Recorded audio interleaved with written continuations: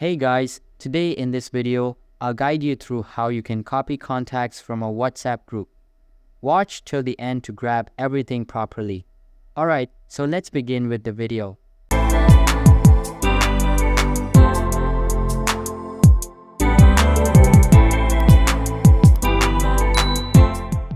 First things first, open any preferred browser on your personal computer and search for web.whatsapp.com. After that, make sure to sign into your account and you will be redirected to the home page. Here, all of your recent chats will be displayed.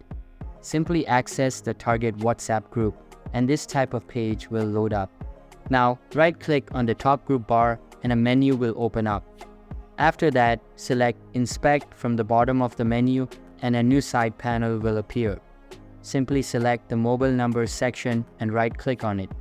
Then, hover your cursor over the copy feature and select Copy Element. After copying the whole content, get to the search bar from the bottom of the screen and search for Notepad. Once you open Notepad, paste the text you just copied. You will see that the mobile numbers of all the group members are separated with a comma. Now you can utilize them however you want. So that's basically how you can copy contacts from a WhatsApp group. So that's all for this video. Consider subscribing if you find it helpful, and I'll see you in the next one.